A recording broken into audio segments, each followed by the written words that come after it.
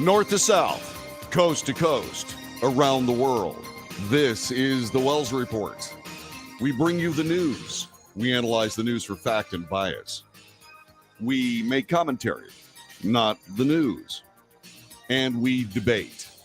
Because commentary is not the news. It's just my opinion. The debate, we debate my opinion. We debate your opinion. We debate the news.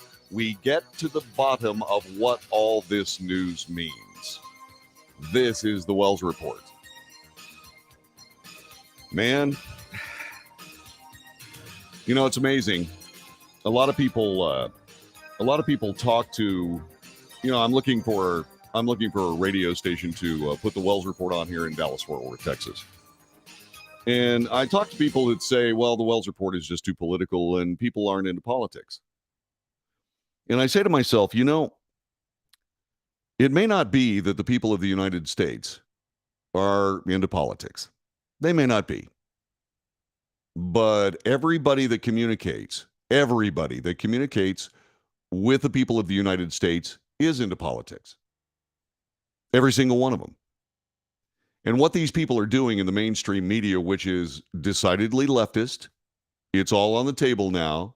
There is no excuse for the American public to believe for a moment that the mainstream media that is talking to them is trying to give them facts. What the mainstream media is doing right now is trying to give them marching orders. And we don't do that in the United States, but somehow we got there. We simply got there. And now we're in a position where we have a mainstream media that's doing everything possible to clean up the mess that we have currently in this country, not just because of the political landscape that we're talking about, but they're also trying to clean up a future mess because of the mess that has already happened. And they're all doing it to the benefit of the leftist, progressive, socialist, anti-American, fascist group of people trying to change America into a politician's playground. And they can't do it. Politicians can't run the country. We know this. Once again, there are no excuses. There are no excuses for the American people not to realize that our political class don't know what they're doing. Why is that? Is it because they're all idiots? Is it because they're all just anti-American slugs? No, it's because the people of the United States keep voting them into office. And that's on us. And what this show tries to do and tries to show is all of these concepts and what they all mean and what we need to do about them. This broadcast is about truth and solutions. And we use the news, such as it is. It's a propaganda rag. All of it. Okay, except for this broadcast. This broadcast is not a propaganda rag. I got enough journalism chops to know when they're lying to you. And I'm going to tell you about it. And I'm going to start right this minute. The de facto newspaper of the United States of America, like it or not, is USA Today. On their front page is this: lives could be at stake. Trump document review to gauge whether U.S. sources have been put at risk. The Office of the Director of National Intelligence is assessing the potential damage to the people and technology that resulted from storing hundreds of top-secret documents at Donald Trump's estate. There could be lives at risk. Okay. So that's what's on their front page. Let's get into the article, shall we? Bart Jansen, Kevin Johnson. They used to be journalists. Now they're propagandists. And listen to what they write. As U.S. intelligence agencies gauge the As U.S. intelligence agencies gauge the potential damage from Donald Trump storing hundreds of classified documents at Mar-a-Lago. Here it wasn't hundreds. There was about 111. I counted them up. Hanging in the balance is the threat to foreign sources of information recruited sometimes over a period of years and at great cost. Did they really put that down there? Yeah, they really put that down there. More about that in a minute. The documents at Mar-a-Lago were among the country's most closely held secrets, dealing with human sources of intelligence and information that was supposed to be returned to the agencies that provided it. Human sources are typically foreign nationals who risk prison terms and execution for spying on their own governments. I'm sorry, did they just put that in there? Yeah, they did. While much of the attention is trained on whether the former president broke the law, the Office of the Director of National Intelligence is assessing the potential security risks with the FBI to see what damage might have been done. Those are the first three paragraphs. Okay? Now, remember what I said. We report the news, we analyze the news for fact and bias. Now let's talk about fact and bias. Let's start over. Paragraph 1. As U.S. intelligence agencies gauge the potential damage from Donald Trump storing hundreds of classified documents at Mar-a-Lago, hanging in the balance is the threat to foreign sources of information recruited sometimes over a period of years and at great cost. Okay. First of all, they're trying to gauge the potential. They have no idea whether anything has actually happened, but they're trying to gauge the potential. And USA Today is now reporting on that process of gauging the potential. So we're not just trying to nominate Donald Trump as an arch leaker of national security information. What we're doing now is we're going to blame him for the potential of that national security information. Now, what's the problem with that? And I'll get back to that in a second. But first of all, what you need to understand is hanging in the balance is a threat to foreign sources of information recruited sometimes over a period of years and at great cost. In other words, our foreign intel, human intelligence, those sources in those countries that talk about things. The documents at Mar-a-Lago were among the country's most closely held secrets. This is paragraph 2. Dealing with human sources of intelligence and information that was supposed to be returned to agencies that provided it. Human sources are typically foreign nationals who risk prison terms and execution for spying on their own governments. You mean like the people who translated for United States military assets in Afghanistan? Benghazi? Those human sources of intelligence and information? The ones we left behind to be shot down in the street after they ran out of ammunition defending themselves? Those guys? Are those the kinds of sources? Of course, that didn't happen. That didn't happen during the Trump administration. That happened during the Biden administration. So apparently, it's only a problem, these wasting of human sources of information and intelligence, that's only a problem if it's during the Trump administration. That's bias. That's not opinion. That's bias. That's the news. While much attention is trained on whether the former president broke the law, that's going to take a Supreme Court decision about presidential executive privilege. And we don't have that yet.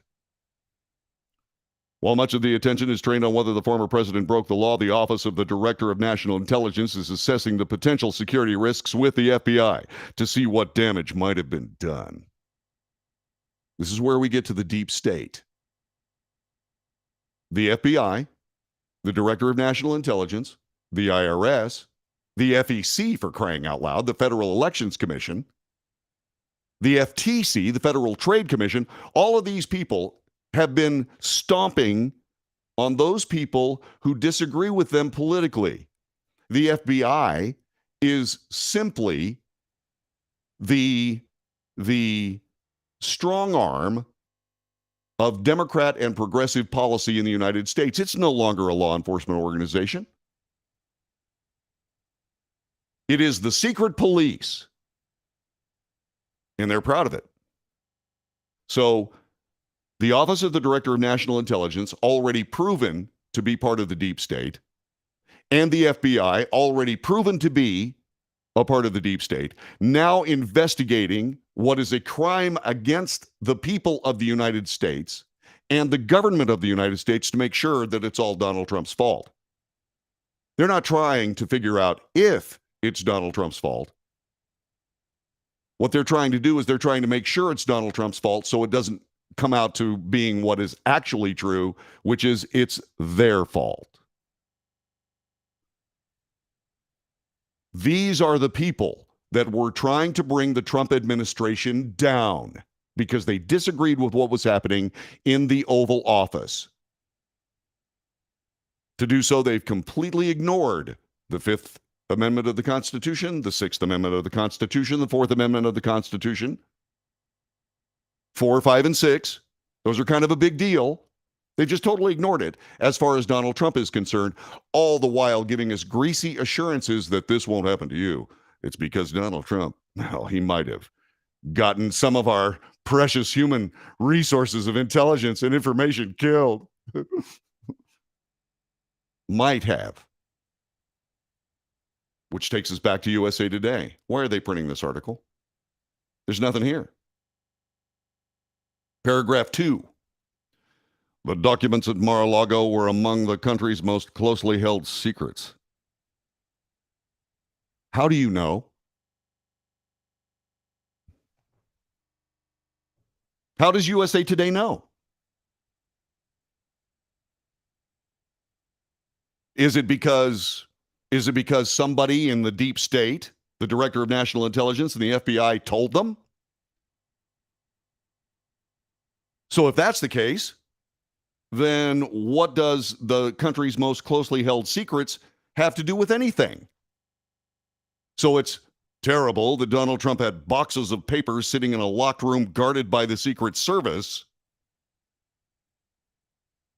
It's a bad thing, but the director of national intelligence and the FBI can leak it to friendly reporters in order to crap on Donald Trump. You know what that says? I'm calling BS on that. USA Today has no idea what those papers are. Well, John David, they're top secret SCI. Okay. But what do they actually report? Oh, well, it could be some country's nuclear secrets. Oh, really? It could. How do you know? Well, because my source at the FBI told me it was that. So in other words, the source at the FBI broke his security clearance and compromised, quote, the country's most closely held secrets. Well, no, that's not what happened. Oh, so in other words, you don't know what those papers actually say, and you're just pulling this out of your rectum. Well, no, we're journalists. No, this paragraph is propaganda. You're either talking about something you shouldn't be talking about because somebody gave you that information, or you're just pulling it out of your butt. In other words, you're making it up. Why? Well, because we got to keep President Trump from running for president in 2024. Holy crap, if that happens, yeah, all this stuff comes tumbling out. The vomitus of the deep state comes spilling out in front of the people of the United States. More in a moment. This is the Wells Report.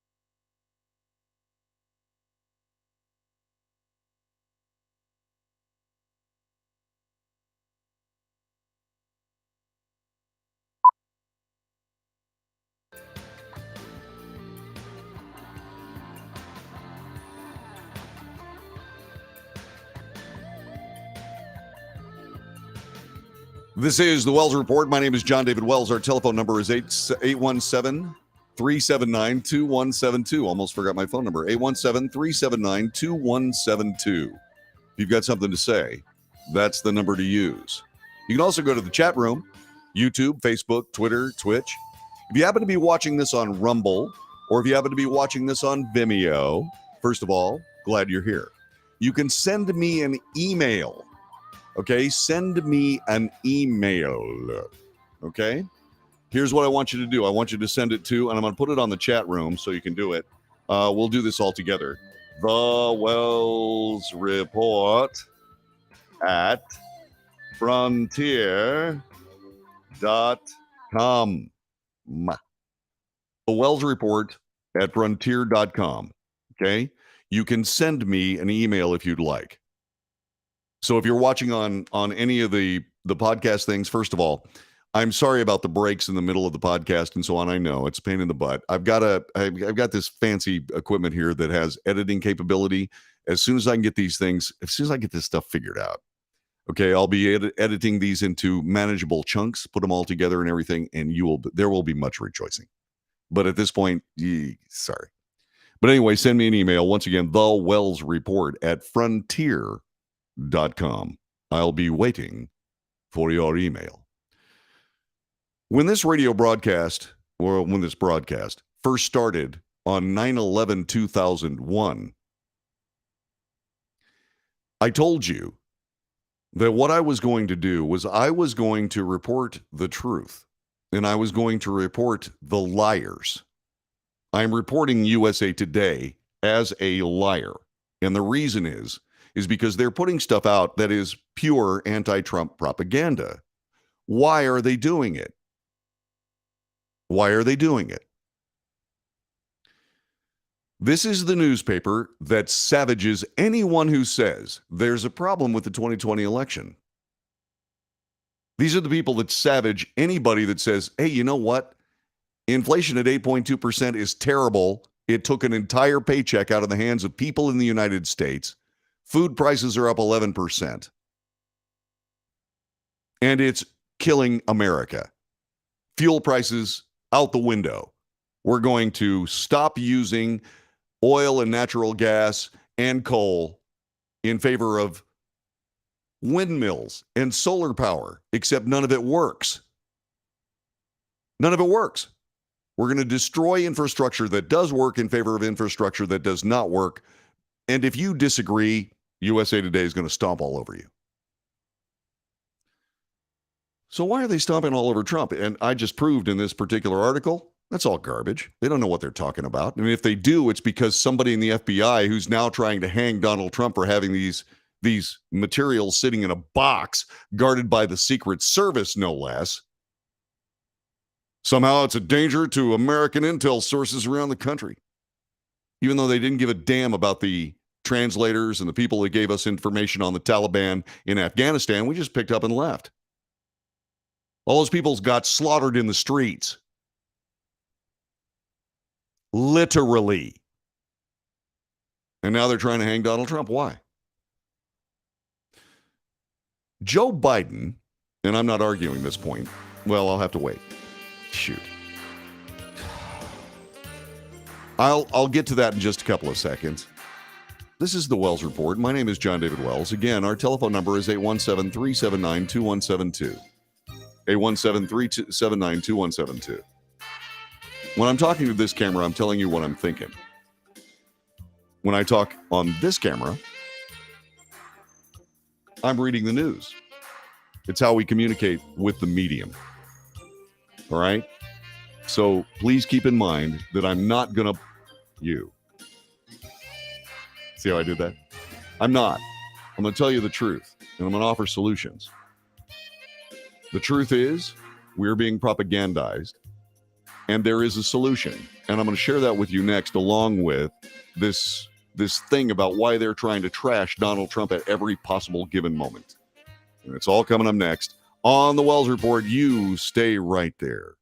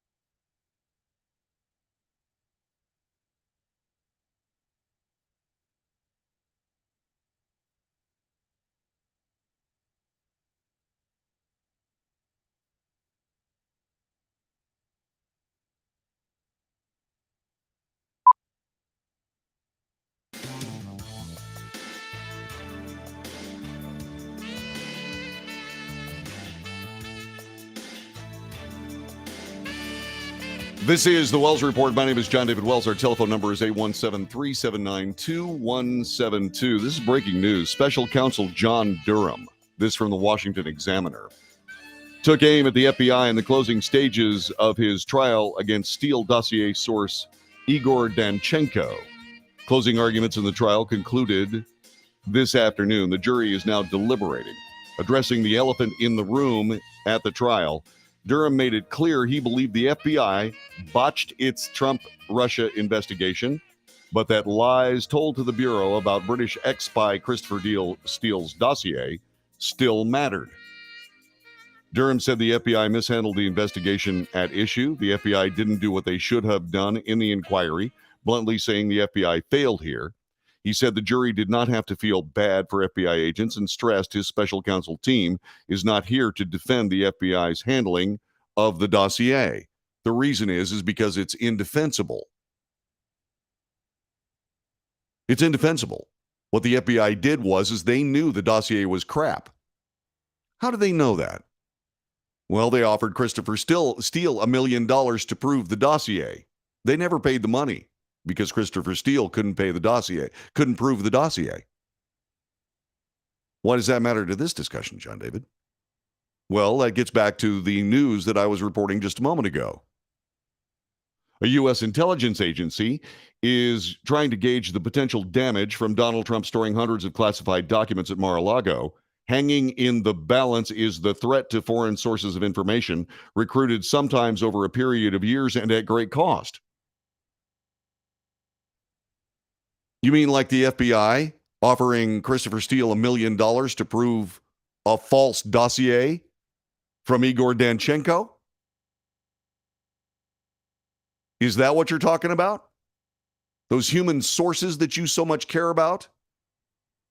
And by the way, the FBI is now investigating as to whether or not Donald Trump did something wrong with classified information, because the people that had been carefully groomed over years and at great cost may be compromised in some way. You mean like Christopher Steele, right? No, I'm not just grinding an axe. I'm telling you that the secret police is showing how naked they are. And that is the story. Not whether Danchenko goes to jail, not all of this baloney from the USA Today about secret sources and how terribly important they are and vulnerable they are, the money that was spent. If the United States government cared about the money that it spent, we wouldn't be $31 trillion in debt, would we? The FBI is now investigating Donald Trump about how they handle secret information and whether or not they compromised the amount of money that was spent on getting these people, but yet they're not investigating how the Biden administration cut thousands of them loose in Afghanistan.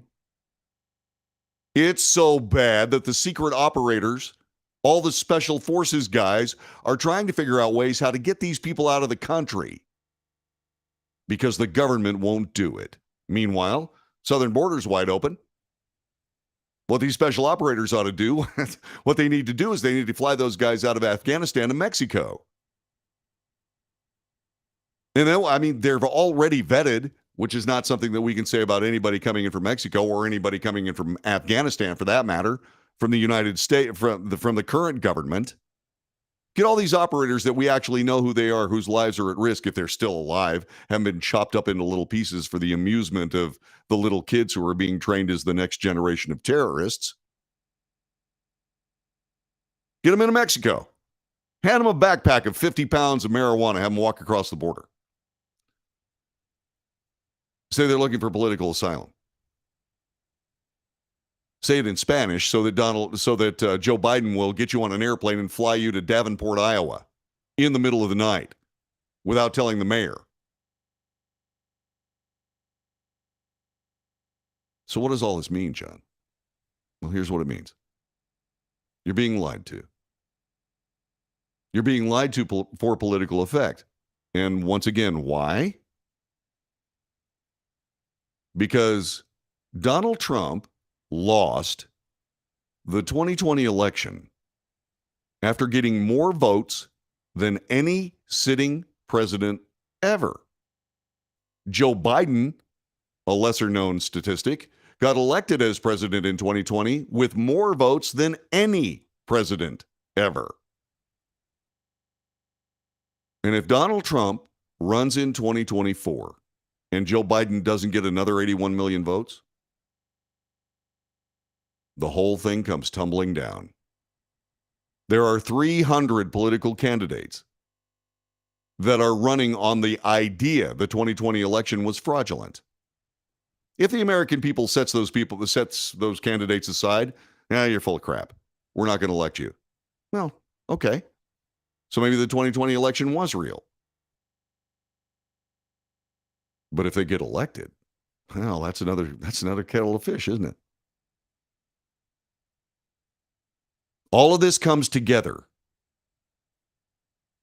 in a very easily seen through propaganda effort from our mainstream media. Their job is to give you the facts. Their job is to not evangelize for the political demise of Donald Trump. You don't even have to worry about what Donald Trump would do with the leftist agenda, aside from trash it. You don't have to worry about all the people that have been trying to turn the United States into a socialist country that are now going to go down in political flames. You don't have to worry about that. You know what the big worry is? First, Donald Trump might actually win the election, and there's no way that Joe Biden is going to get 81 million votes. Jill Biden showed up at the Eagles game last night and got booed. We're going to be talking about that a little bit later on this edition of the Wells Report. And by the way, Jen Psaki now with MSNBC after being Joe Biden's press secretary. She said something last week I'm going to remind you about. Look,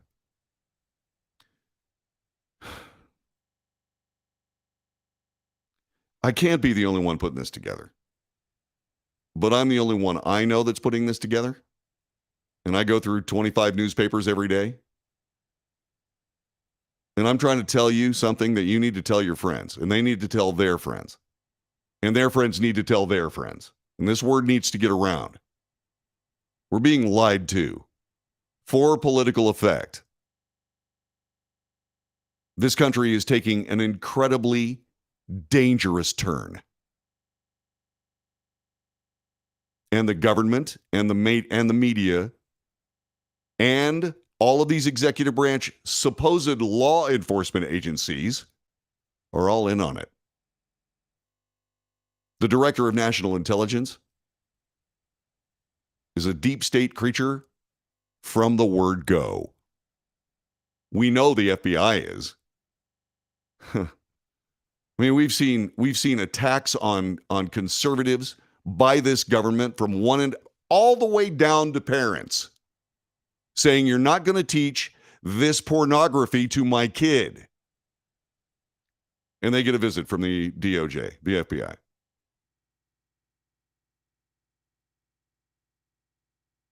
So, you said there was solutions. What are the solutions, John David? Well, here's what I think. The next time, and I'm talking to Democrats too, but not the progressives because they're gone. They're just socialists. They can hardly wait to be communists. They can hardly wait to be the commissar of public parking meters, assuming that everybody can still drive a car, in some small little town that they can use to send people to prison. Political prisoners about to become a real big thing here in the United States. I'll be talking about that in a second. Next time anybody asks you about anything political, shut the door. Shut the door. The next time USA Today tries to tell you that Donald Trump is obviously this horrible person that has some of the nation's most incredible secrets that may compromise some poor people in other countries that have been working for the United States at huge amounts of cost, tell them to buzz off. You can cancel your subscription, by the way. Because if USA Today comes up with something that you need to know, I'll tell you about it. And by the way, I don't care whose political ox gets gored when I report it. If Donald Trump actually screwed up really, really badly, you're going to hear it first, right here. But so far, that hasn't happened, has it? Been investigated every 5 minutes for the last 30 years, but nobody's put anything on him yet. They're making stuff up now. They might have had some problems with the nation's most garlic.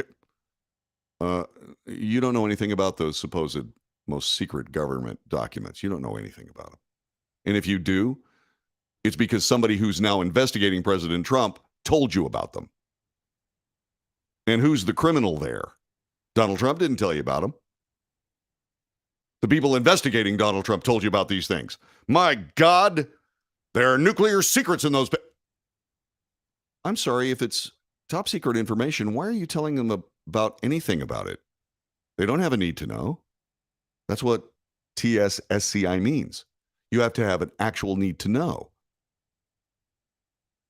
Well, USA Today did have a need to know. What was it? Well, we had to tell them that so they could publish this garbage about Donald Trump so people won't vote for him in 2024. Hell, if they vote for Donald Trump in 2024, then the whole game is gone. Exactly.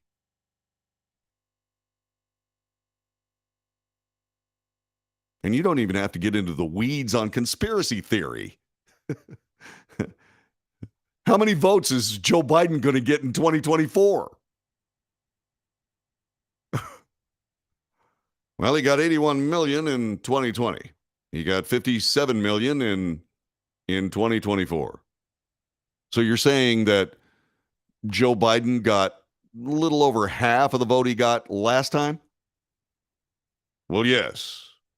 It's because of those damn Republicans and their voter suppression efforts. No, it's not. No, it's not.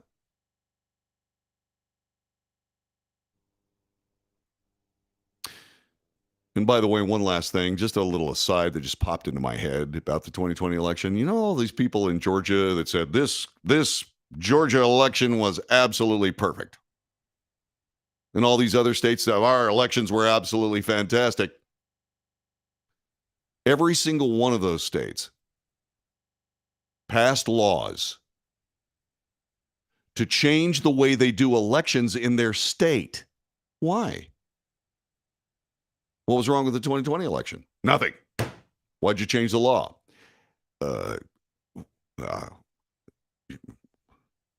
Exactly. If there wasn't anything wrong, why'd you change them?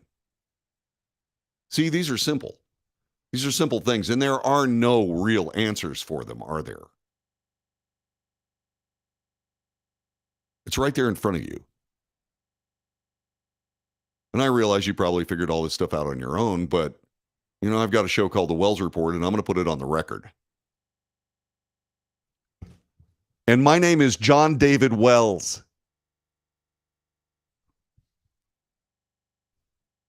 Go ahead. Throw me in jail. Have the FBI knock on my door. Take me to jail. Silence me.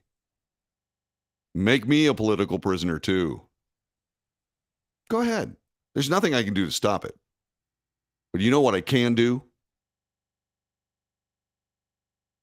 Until they show up at my house with M16s at the ready and put me in shackles and drag me off to the who's gal, I'm going to be telling you the truth.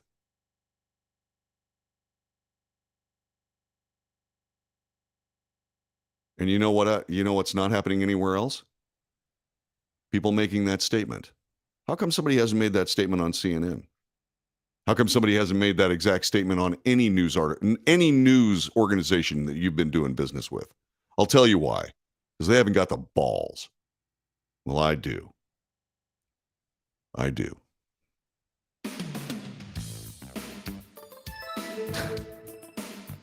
You know, one of these days, somebody's going to unearth one of these things after they're declassified as some of the most carefully guarded secrets of the United States government. They're going to say, that guy was right way back in 2022. How come nobody listened to him?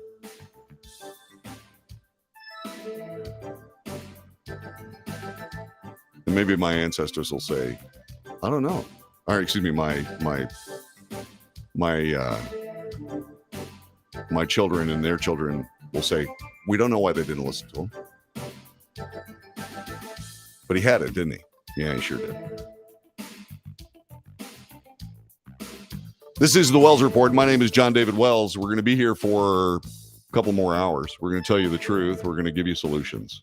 By the way, more of those solutions are coming up because I got sidetracked. That's next. This is the Wells Report. Stay right where you are.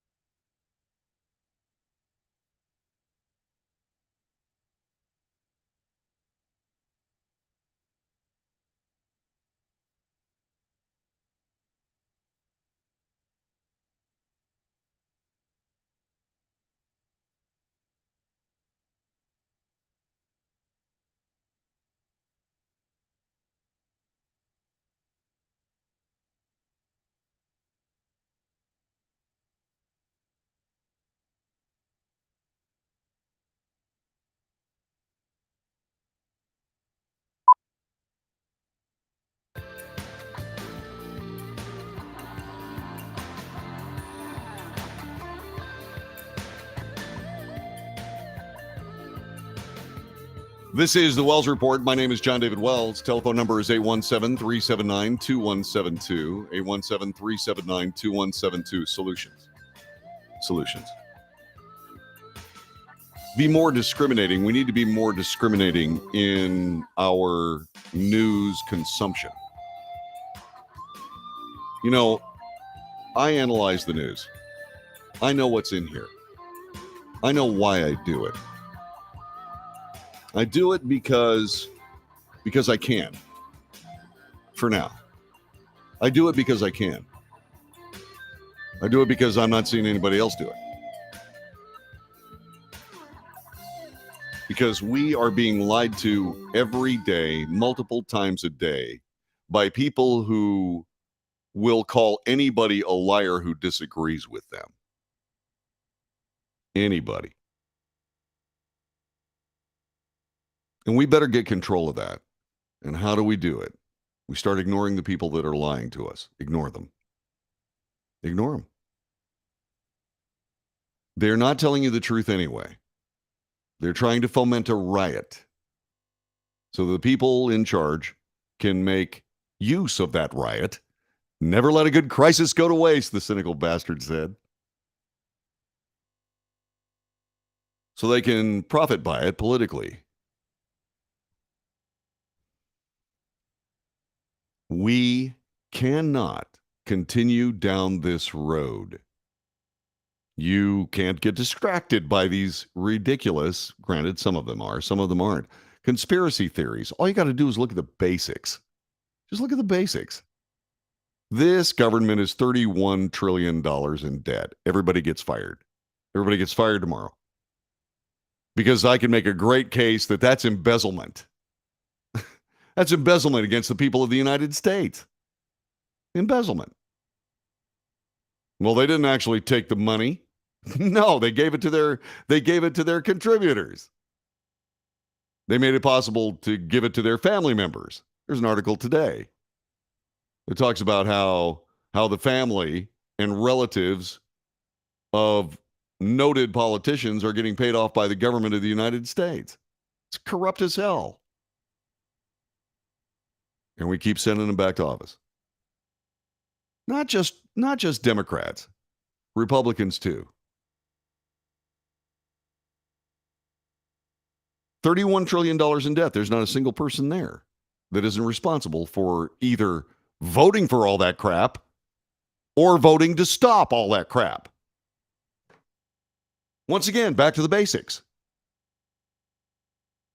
Either you are willing to spend us into $31 trillion worth of economic oblivion, or you are willing not to stop the spending that has led to $31 trillion of economic oblivion. The rest of this stuff is just symptoms. Well, the FBI is the secret police. Symptom. Why are they the secret police? Well, because the Oversight Committee is a flaming joke. It's a rubber stamp for government corruption. It's a rubber stamp for the secret police to do their evil work. The DOJ going and grabbing parents at school board meetings. DOJ, you got bigger fish to fry. You got bigger fish to fry. And by the way, have you seen that garbage they're trying to ram down our kids' throats? What's the matter with you people? I know what's the matter with them. They're political sociopaths. They are. All of them. They're political sociopaths. All they know is what they know. The only thing they want is what they want. And they will destroy anybody that gets in their way. Anybody. And right out in front of God and everyone, the Fourth Amendment, the Fifth Amendment, the Sixth Amendment, trashed in favor of some sort of cobbled up government case trying to disqualify Donald Trump from the 2024 election. That's what they're up to. And where does it lead? It's happening right in front of your face. What it leads to is the idea, well, hell, we did it to Donald Trump. Man, that guy's a billionaire. How's John David Wells going to stop us from destroying his life? Hell, he can't afford a lawyer. Hell, the guy hasn't had a paycheck in 3 years. But he's done the show every day. Unless I was down on the border fighting to keep people that don't belong in the United States on the other side of it. Yeah, I took about 8 months off. But I'm still doing this job until they take it away from me.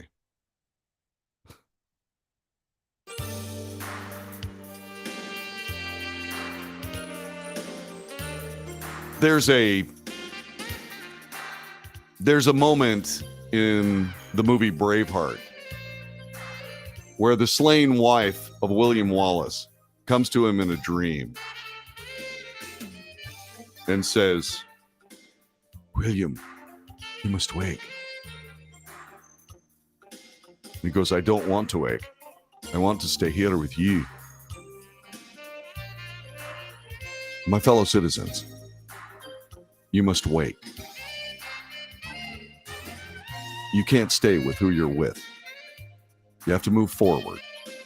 Not with guns, not with axes, not with craziness. With votes. With common sense. You've got to take this government away from the people that are trying to use it to enrich themselves. This is the first hour of the Wells Report. There's another one coming up next. You stay right where you are. And already then, love all y'all. See you in a minute.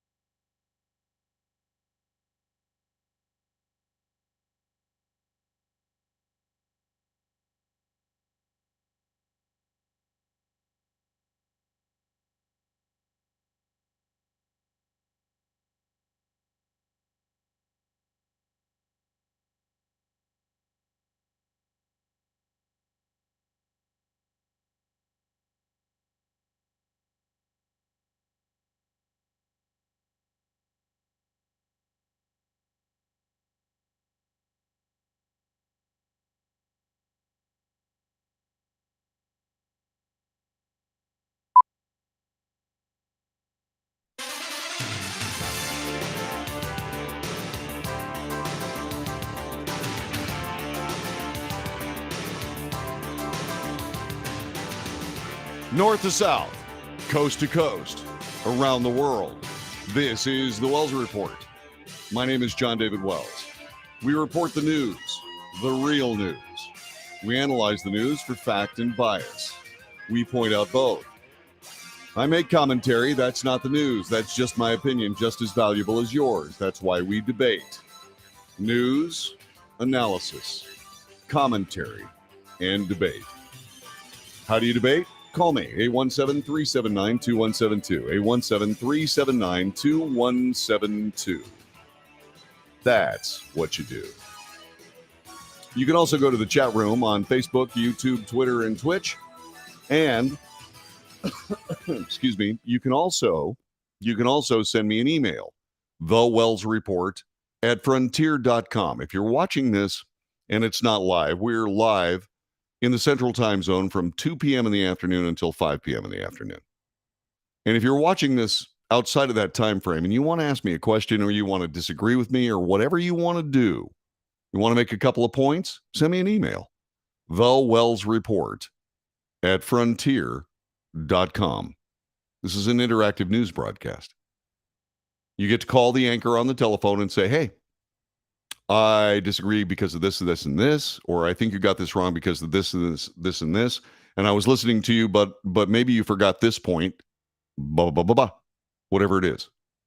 Or any vowel sound that you want to, yada, yada, yada is fine, blah, blah, blah, blah, blah is fine, whatever you want to, yeah. We have an election coming up in 22 days. It's our first chance to actually have our say again. And we better take it and we better make the best use of those votes that we ever have in our lives. You know, I've been watching these elections for years. And every election is the most important election of our lives. Why? Because the people that are running the government are descending us into chaos. Again, for political effect. They're setting some of us against others of us for the sake of political advantage. It's that old divide and conquer thing. And we better conquer them back or they're going to be successful. Elect your neighbor. Stop electing politicians, elect your neighbor. There are politicians, by the way, that are neighbors. Yeah, keep them. Well, John David, how do I know? Well, if you're thinking about the people that you elect to any office, including your local school board, and you don't know who they are, don't vote for them. Seems so simple to me. Maybe I'm just oversimplifying it. But I'm not, and you know it. At least, hope to God you know it. USA Today, I talked about last hour, simply propagandizing the news for political effect. We start this hour with a continuation of what USA Today is doing. Aspiring presidential candidates have often used midterm elections to assess their chances in national elections. But no White House wannabes have ever faced what the Republicans are dealing with in 2022. The reason is Donald Trump. No ex-president has ever injected himself into midterm elections the way President Trump has in 2022. No ex-president has used primaries and congressional elections to boost his chances of running again for the White House. He lost just 2 years ago. And no ex-president has operated like this while under criminal investigation. Who's investigating? Well, the FBI. Well, the IRS. Well, anybody that we can get to investigate him. You mean the deep state's investigating him? Well, yeah. But John David, there is no deep state. Right. Sure there isn't. And the reason there isn't, at least in your mind, is because you're not paying attention, respectfully. President Trump is doing what he's doing because he's an American patriot. Because he does have a power base in the United States based on a simple phrase, make America great again. which is reviled. The idea of making America great again is being reviled by people who what? Don't want to make America great again? As a matter of fact, the people that don't want to make America great again, by God, they are fascists. And the president said so, President Biden. This is the Wells Report. May I help you? Hello? Wells Report. May I help you?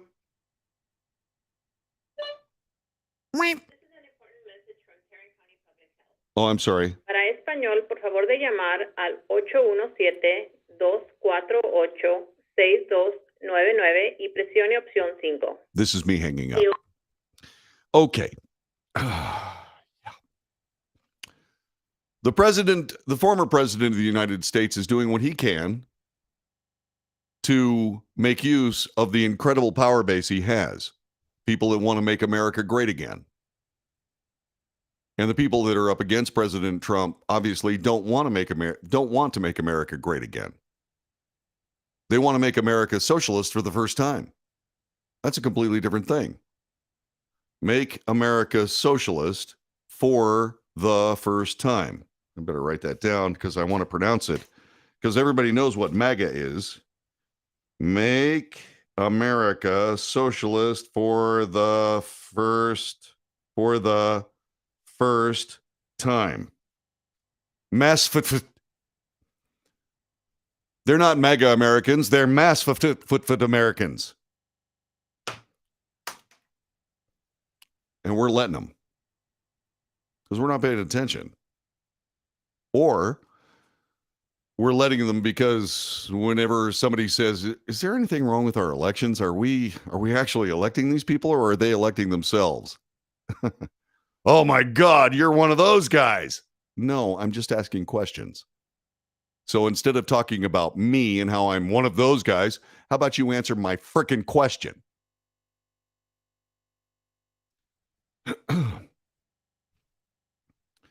Anyway, getting back to this garbage that, I'm sorry. Now let's get back to the garbage. Donald Trump has created an unprecedented political environment for other Republicans who are using the midterms to test the presidential waters. Candidates like former Vice President Mike Pence, Florida Governor Ron DeSantis are handling the midterms in more traditional ways, giving speeches, endorsing candidates, raising money, collecting IOUs. But all the Republicans, to some extent, are operating in the shadow of Donald Trump. Why? Why are they doing that? In my opinion, glad you asked. They're doing that because Donald Trump is working for the 74 million people who voted for him. The people that are working in more traditional ways, and they even say it here in the article, collecting IOUs. Yeah, political favor making. Yeah, that's right. Mike Pence, Florida Governor Ron DeSantis are doing things the more traditional way. The traditional ways that have led us into $31 trillion of national debt. That more traditional way. Oh, come on, John David. It's the Democrats that spend all that money. No, it's not. No, it's not. There were Republicans on Capitol Hill when all that money was spent, and it continues to be spent. They haven't stopped it. I voted for a president twice who said he was going to do something about the number one budget item, the number one budget cost in the United States, Social Security. And the machine shut him down twice. And that machine, by the way, the second time was Bill Frist and Republicans. I got a long memory. So if you think just because you haven't voted for any of these people that, by golly, it's all their fault, well, I think you might be wrong about that. We're electing the wrong people, too. Yeah, the Republican Party is operating in the shadow of Trump because the Republican Party doesn't care about voters. We got two political parties, one that operates in spite of the people of the United States, the other that just simply ignores them. Get on with their business in the more traditional ways, like Mike Pence and Ron DeSantis. Yeah. people that are easily manipulated by the political machine because they're a part of it. Got to get rid of that guy who's outside of that political machine. My God, he's going to screw up everything. And how's he going to screw up everything? Well, he's going to keep talking to his 74 million voters. Us. We got to stop paying attention to the American people. We got to get on with our business. Donald Trump is trying to get the American people involved. My God, look what he's done already. He's got parents actually going to school board meetings protesting the pornography the school board is teaching their children. Donald Trump stopped all that. What? We can't have him continue with that. We've got to keep things going. How are we going to raise the next generation of wonderful little communist socialists if we don't continue teaching what we've been teaching for the last 60 years?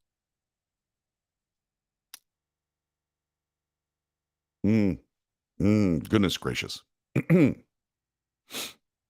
All right. By the way, don't get me wrong.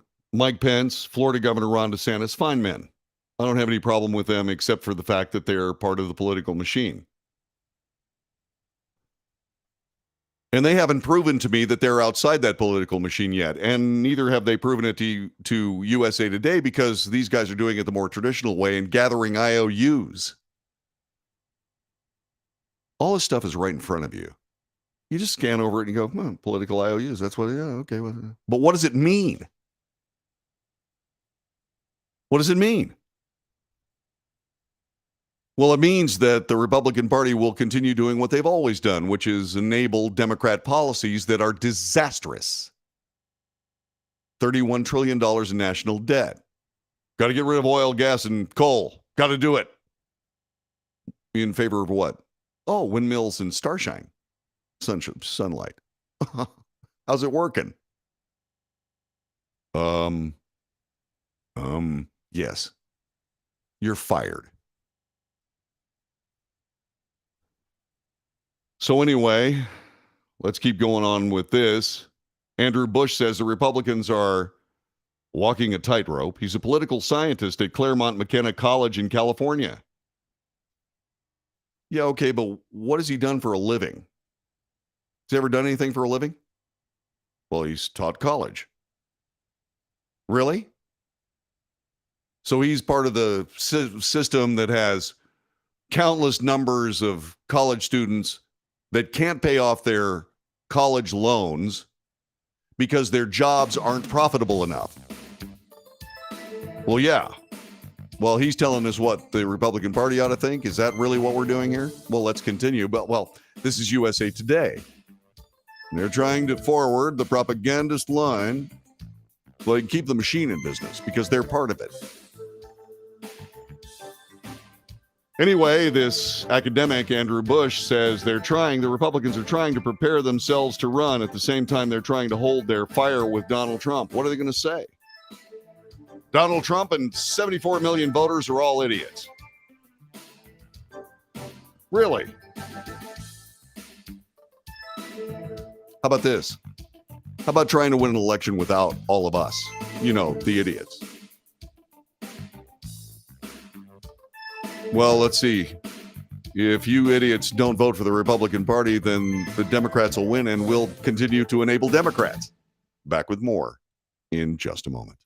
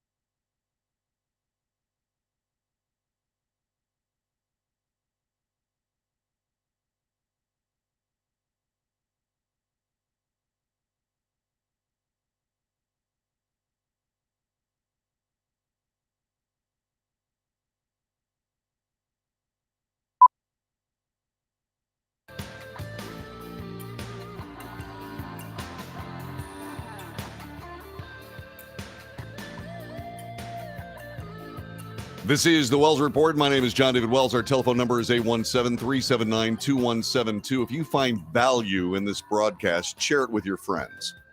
Please subscribe to it on whatever streaming service or whatever podcasting service that you are currently watching. Please subscribe. If you happen to have one of those subscription services up or one of those streaming services up, hit the like button, would you? That would be helpful. And yes, even though the little crawl down here at the bottom of the screen has been saying, "My God, we have technical difficulties." That's just, I don't know why that popped up. I fixed it. If you want to actually support the Wells Report, you can do so by going to Patreon. patreon.com/The Wells Report.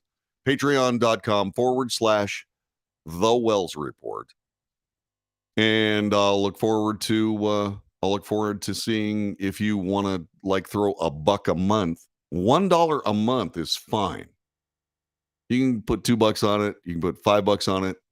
There have been some people that have humbled me by sending me $20 a month. It's amazing. Anyway, please, by all means, do all that if you'd like to. But most important, pass the word. Because the mainstream media, they've got these huge platforms. This one doesn't. And maybe it's deserved, but I don't think so. I really don't think I'm talking out of my hat like USA Today does. But they sure do. They're not having any trouble yet until people suddenly realize, why am I reading a newspaper that lies to me every day? We'll see. So we're talking about this article from USA Today that talks about how the Republicans are in trouble. They got a real Trump problem. They got to get rid of Donald Trump, like DeSantis, Pence. We got to get rid of those. We got to get rid of Donald Trump and those 74 million voters. Yeah, this is USA Today trying to get rid of 74 million voters for the Republican Party. I'm sorry, is that voter suppression? Sure sounds like it to me. Anyway, talking about the people that are trying to position themselves for 2024 and how, gosh, they're all under the shadow of Donald Trump. He got 74 million votes. He still has 74 million people that'll support him, at least. And so this guy is saying that this particular article is saying that non-Trump Republicans have to find a way to handle a former president who has remade the GOP in his own image. He didn't do it. 74 million voters did it. That's who remade the GOP, the grand old party, the Republican Party. The voters did it. And USA Today wants it back to the good old days. Yeah. When the Democrats handled the Republican Party and used them as the impaired little brother that always said, yep, I'll do whatever he does. By the way, they also say this, that non-Trump Republicans have to figure out how to deal with a guy who is in danger of indictment. By who? Who's he going to be indicted by? A corrupt DOJ? The secret police? Yeah, exactly. Can you see this? And then he goes on to say, retired presidents almost always fade into the shadows. Defeated former presidents, even more so. Now, let me ask you this question. If that's true, if former presidents sort of fade into the shadow, who's running the Biden administration? Because it's not Joe Biden. Who is it?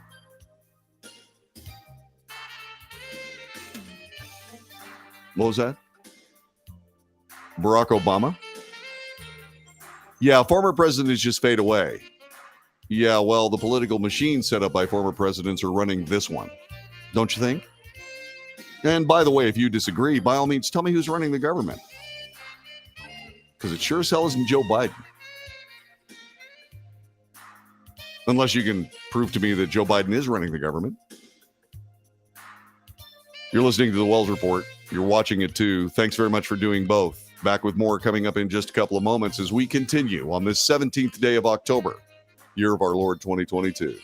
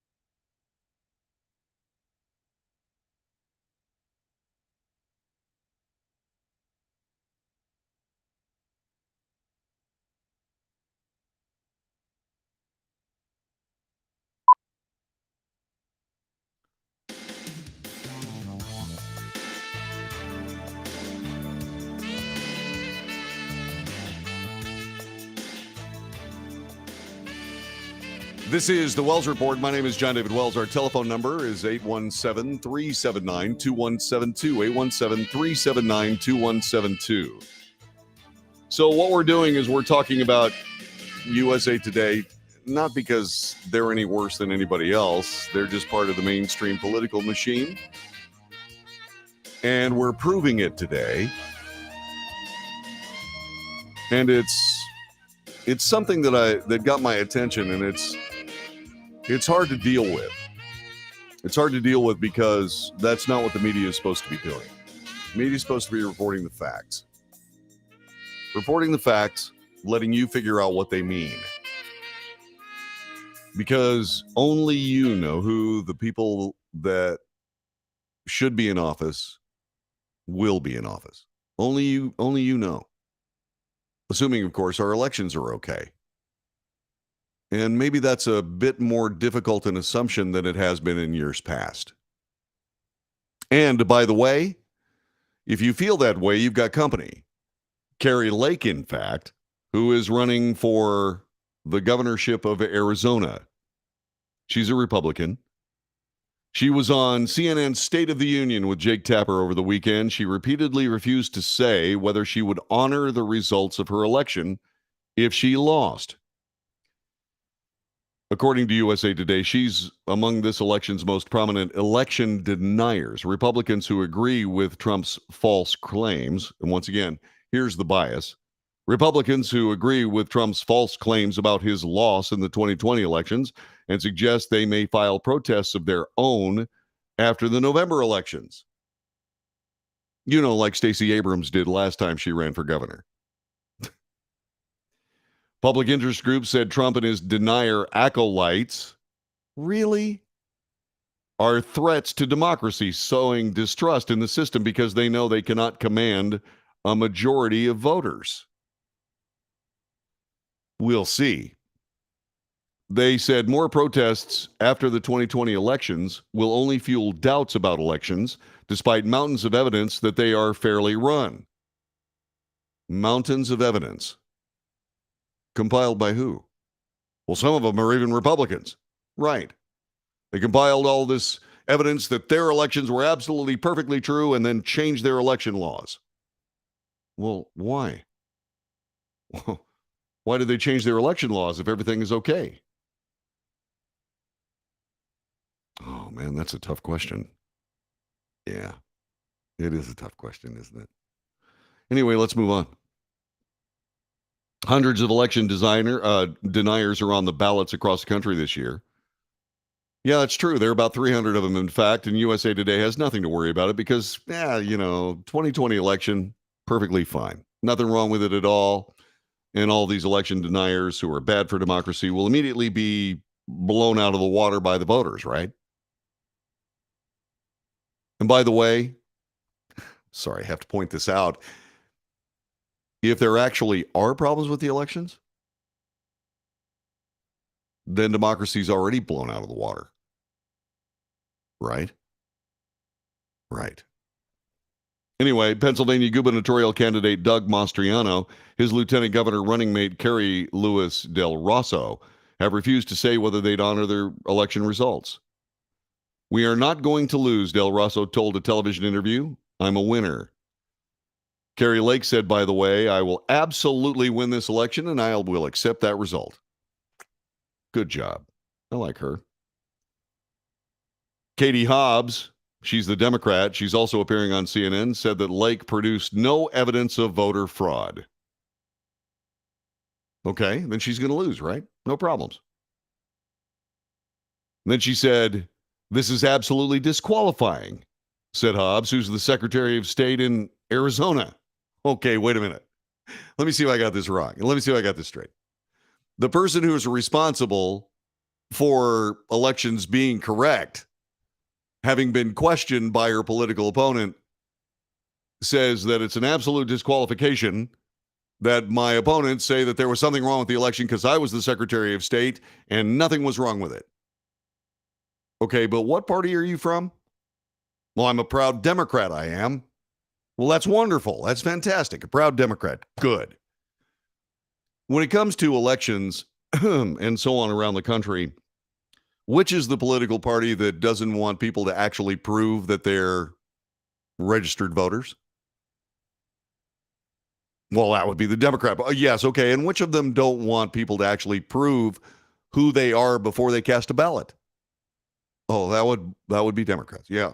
So Democrats don't want people to prove who they are. Don't want to prove that they're registered voters. In fact, the Democrat Party doesn't even want people in the United States to be counted as United States citizens. Well, yeah, that's true. But the mainstream media sustained us on that. Right. Right. Because they're all you. It's absolutely disqualifying. As a matter of fact, let's disqualify Kari Lake. So let me see if I got that straight. You think this is disqualifying because you're the Secretary of State, you were responsible for the election. Lots of people said there were questions. Well, they couldn't prove anything. Okay, how about proving that, once again, it's all correct in a court of law, under oath? Well, we don't have to. Why not? Well, because no judge will hear the case. Right. Who appointed those judges? How do they get their jobs? Who do they owe? Famously, who holds their IOUs? Yeah. Okay. Anyway, Hobbs, Secretary of State in Arizona, says this is somebody who will have a level of authority over our state's elections, the ability to sign new legislation into law, the responsibility of certifying future elections. Right. Yeah. So what she might do is she might make sure that registered voters vote. You got to be registered to vote. You got to prove who you are. You got to do all that stuff. We're going to have an election day, not an election month. We're going to let people mail in ballots. And what we're going to do, we're going to curtail mail-in ballots. We'll have absentee ballots for those people that need to mail them in, except you won't mail them in. You're actually going to have to sign them, and you're going to have to prove who you are, and you're going to have to take them down to the election office because you won't be there for Election Day. And by the way, no votes will be counted that are submitted after Election Day. None. Including mail-in votes. There are no votes after Election Day. That's it. That's what Kari Lake is going to do. Well, who wants that? People who want fair elections. That's who wants that. During her CNN interview, Kari Lake noted that Georgia Democratic gubernatorial candidate Stacey Abrams protested her loss in 2018 because of voter suppression concerns. I didn't hear CNN calling her an election denier. No. And since more people voted in that election than voted in the one before that, where's the voter suppression? After the 2020 election, Trump's complaints led to efforts by him and his allies to overturn the results, including the insurrection and attack on the U.S. Capitol of January 6, 2021. Well, let me ask you this. So if there was a fraudulent or corrupt election, would overturning it be the right thing or the wrong thing? Well, it was a perfectly fine election. There was no corruption. I didn't ask that question. If there was a corrupt election, would someone trying to overturn it be doing the right thing or the wrong thing? Can't answer it, can you? Well, there's no reason to answer it. It's irrelevant. No. Fair elections mean legitimate voters participated in an American election. Agreed. How do you know if we don't know who they are? How do we know if they're legitimate voters if we don't know who they are? If there was a corrupt election, the courts would have ruled. Not necessarily. Besides, I don't care about the courts on this one. I'll leave it to the American voters. There are 300 people who are election deniers, including Kari Lake. Okay, if she loses, there might be a case that the 2020 election is just fine and that people are all wrong. But if she wins, I mean, her own opponent said that she believes that Kari Lake, Katie Hobbs, who was the Secretary of State responsible for the Arizona elections, who's running for office, by the way, if she wins, yeah, then we've covered up all of that problem with the 2020 election, if there happen to be any of them, because she's the Democrat. This fixes in. Anyway, she ought to be disqualified. That's what Katie Hobbs says. Yeah. That's what Katie Hobbs says. Well, the thing about it is that the people are going to decide who's disqualified and who's not. And I'll leave it with them. I think that's fine. Let's see, if there was a corrupt election, state audits would have exposed the problems. Right. Like in Arizona, if there was a problem, there would have been the state audits would have proven it. Who runs the election audits in the state of Arizona? Well, that would be the Secretary of State. Right. Who's running for governor? Well, that would be the Secretary of State. Right. This is really not complicated. It's really not complicated. Really not complicated. It's pretty easy. And by the way, there's always the Trump card. Well, Donald Trump tried to overthrow the election, and that was what led to the January 6th incursion. Except it's not working, is it?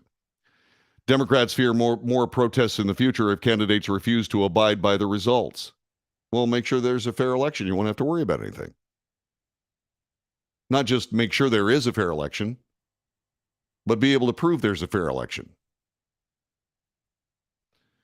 But then again, I was the guy that said Donald Trump had some problems with the 2020 election before the Electoral College vote. I told Joe Biden, I would say, you know what? I've disagreed with Donald Trump forever. Okay? But I agree. Let's get to the bottom of these elections. I want to know how come there's this huge spike in voters for me. Let's do this right. That's what he should have done, because he said he wanted to be a unifier. Okay. Then be a unifier. No. But he should have been. Believe it or not, that's what I would have done. No, we're not going to count any of this stuff. No, we're not. We're not going to count any of this stuff until we're absolutely sure. Let's make sure. Didn't do it. Why? Well, because he would have lost the election. That's why. Maybe. During a fundraiser in Oregon over the weekend, speaking of President Biden, the president asked the crowd if they ever thought they'd see political candidates ask, "Will you accept the outcome?" Ever thought they'd see political candidates ask the question, "Will you accept the outcome?" I'm being deadly earnest, said Biden. Think about it. I am thinking about it. Are you talking about Hillary Clinton? Or Stacey Abrams? Or Donald Trump?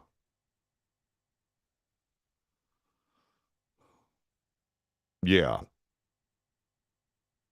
So once again, let's let the voters decide this. By all means. Speaking of electing the getting the right people elected, Herschel Walker is one of those candidates that Mitch McConnell says is it's substandard. The quality of the candidate's just not very good. Really? Let me see. If a Democrat leader of the House, if Chuck Schumer, for example, said that a black candidate in his own party was just not up to the standard, would he have been trashed? Oh, no, because it would have been true. Normally, you'd expect somebody to say, wait a minute, hold on, you're trashing a black candidate. What are you doing, Mitch McConnell? You're a racist.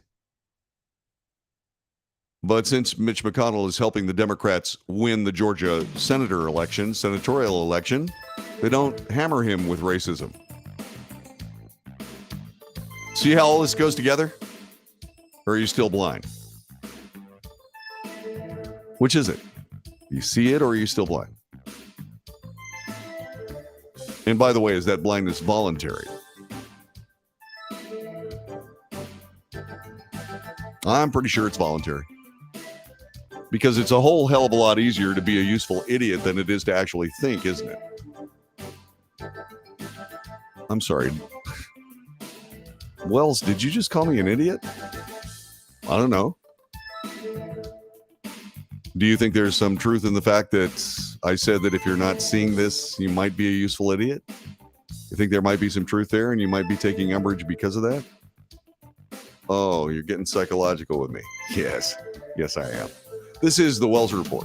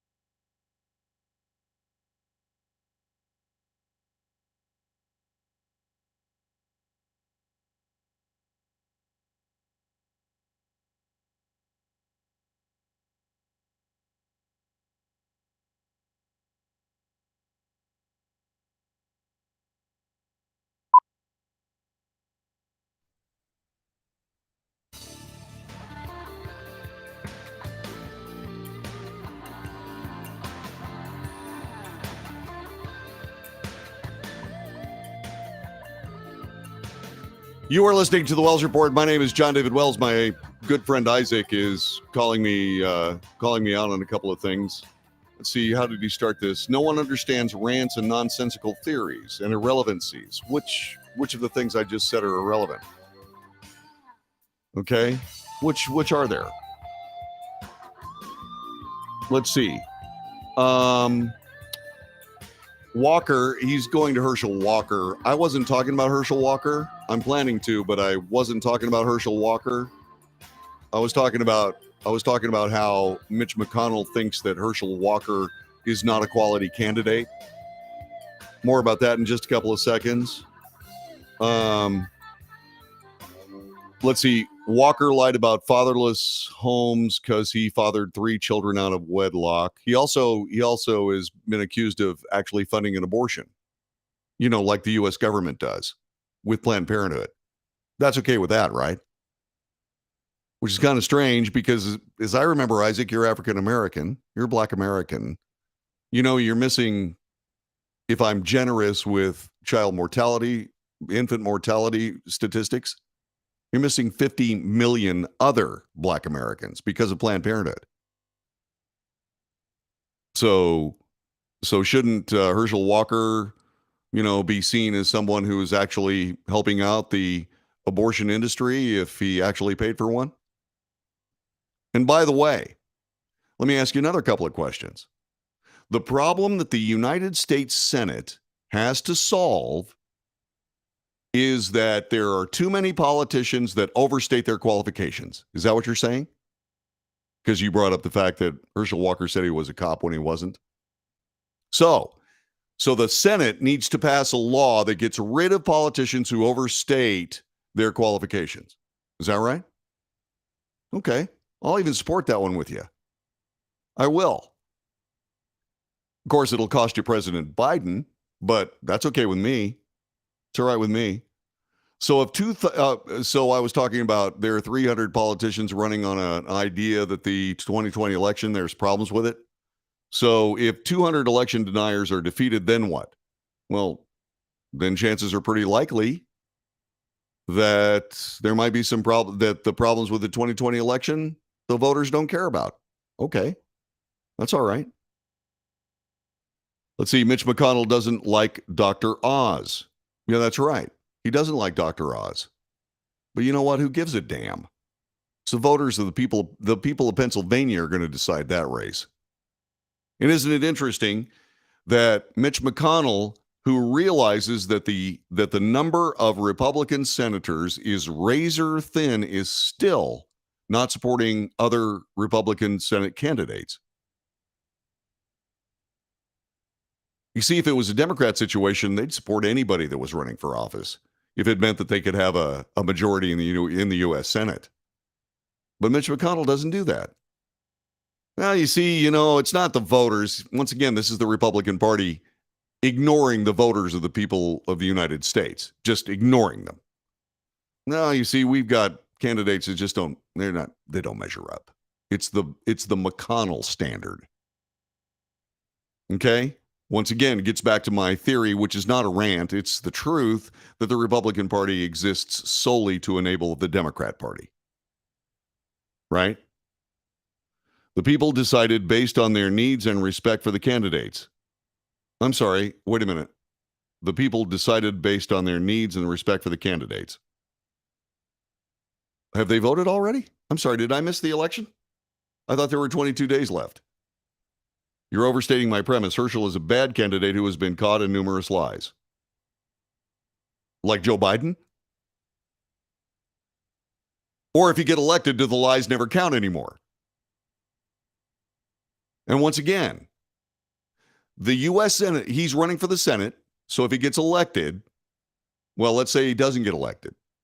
What we need to do is we need to elect people to the United States Senate that will make a law that makes it illegal for candidates to lie to get into the United States Senate. Is that what you're saying? That's the main issue. That's what the United States Senate needs to be working on instead of a $31 trillion national debt, instead of a harebrained climate scheme that doesn't flip and work.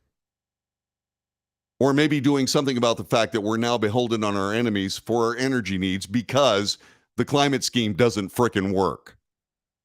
Go ahead, I'm listening. Oh, okay, so the people elected Joe Biden based on their needs and respect for the candidates. So they need a guy who lies about virtually everything in his personal life and his professional life. That's what the people of the United States need. So the people of the United States decided on Joe Biden because they needed somebody who would lie about his qualifications. Well, doesn't that mean that they also need Herschel Walker?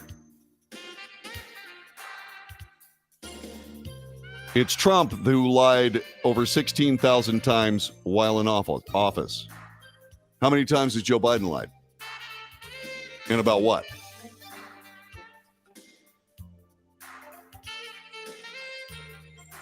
See, the problem with debating is that at some point, yeah, you get confronted by the truth.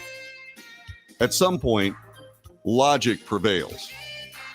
At some point, things have to make sense.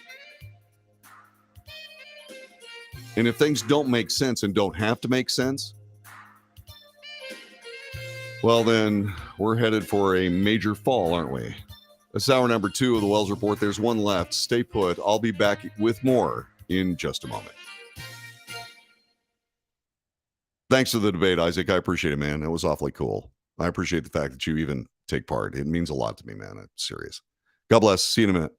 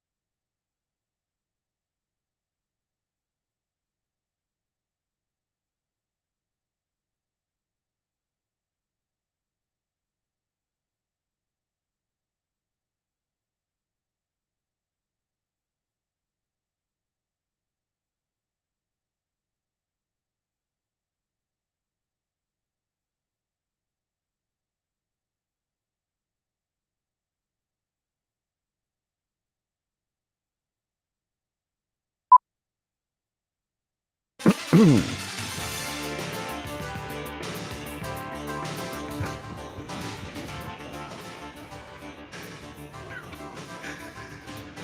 is the Wells Report. My name is John David Wells. And what do we do on the Wells Report? I'm glad you asked. North to south, coast to coast, around the world, we bring you the news, the real news. We analyze the news for fact and bias. We point out both. We make commentary, that's my opinion, just as valuable as yours. And that's why we debate. News, analysis, commentary, debate. It's the Wells Report. Thanks for joining us. This is hour number 3. Hour number 3. 22 days left before easily the most important midterm election in the life of this republic. That's what we're doing.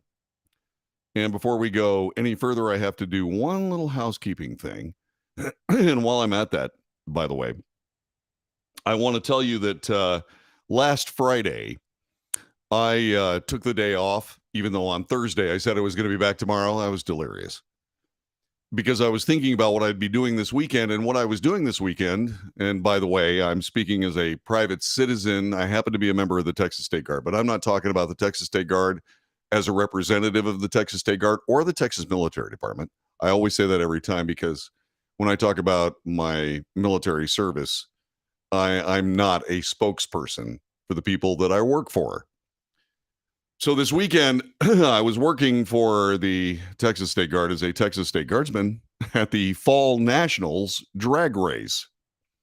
And my job this year, like it was last year, was to provide security at the starting line and make sure that the right people were on the starting line doing what they're supposed to be doing instead of people just sort of leaking in, so on and so forth. We tried to make sure that the people that were there were credentialed. And so that's what I was doing. And so consequently, I stood next to about 100 cars that are burning nitromethane and alcohol and all kinds of things. So if my voice sounds a little bit hashy, I know it sounds really, really deep today. Anyway, it's because of that. So a couple of different things. So I wanted to clear that up because people are going, well, wait a minute. Didn't he say it was going to be here on Friday? I know. Let's see. I need to also do this. Bingo. There you go.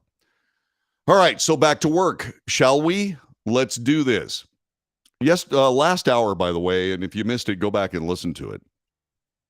I was speaking about senatorial candidates and how there are senatorial candidates that don't pass the McConnell standard.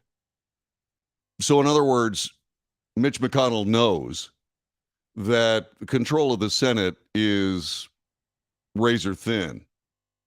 And yet he's casting aside at least 2 senatorial candidates because they don't meet his standard. One of them is Herschel Walker. Adam Van Brimmer, who writes for the Savannah Morning News, wrote this op-ed piece.